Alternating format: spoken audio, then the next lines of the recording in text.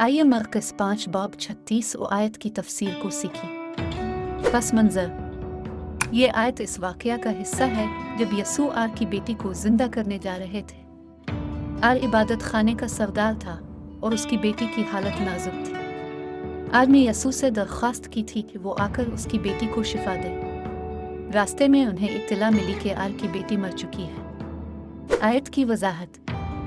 जब यसू ने यह सुना कि आर की बेटी मर चुकी है तो उन्होंने आर को कहा, खौफ न कर, फ़कत एतक़ाद रख। इस जुमले में यसू आर को तसल्ली दे रहे थे और उसे यकीन दिलाने की कोशिश कर रहे थे इस सूरत हाल अभी भी काबू में है। विलियम बाकले की तफसीर। विलियम बाकले इस आयत की तफसीर में चंद अहम निकात पर रोशनी डालते हैं। ईमान की ताकत। बाकले के मुताबिक यसू की ये बात ईमान की ताकत को जाहिर करती है। यहाँ खौफ को ईमान के मुतज़ाद के तौर पर पेश किया गया है। जब हम खौफ में मुब्तला होते हैं तो हम खुदा की कुव्वत और उसके मंसूबे पर शक करने लगते हैं, लेकिन ईमान हमें खौफ से निकाल कर खुदा पर भरोसा करने की तरफ माइल करता है। यसू का तसल्ली देना। बाकले ने यह भी बताया कि यसू की तरफ से दिया गया ये जुमला तसल्ली और यकीन दहानी का पैगाम है।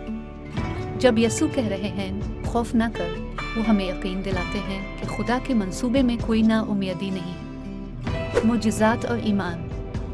बाकले के मुताबिक यसू के मोजिज़ात उन लोगों के लिए होते हैं जो ईमान रखते हैं। यहाँ आर की हालत में यसू इसे यकीन दिलाते हैं कि ईमान लाने से इसकी बेटी की ज़िंदगी बहाल हो सकती है। ये हमें सिखाता है कि खुदा के मोजिज़ात हमारे ईमान पर मुनहसर हैं। खुदा की महब्बत और कुदरत।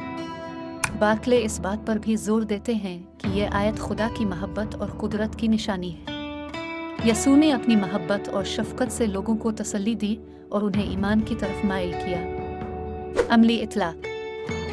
खौफ और ईमान। इस आयत का अमली इतलाक यह है कि हमें ज़िंदगी की मुश्किलात और मुसीबतों में खौफज़दा नहीं होना चाहिए, बल्कि खुदा पर ईमान रखना चाहिए। यसू के अल्फाज फ़कत एतक़ाद रख हमें याद दिलाते हैं कि खुदा के साथ सब कुछ मुमकिन है। जब हम जिंदगी में मायूसी का शिकार होते हैं तो हमें यसू की उन बातों को याद रखना चाहिए।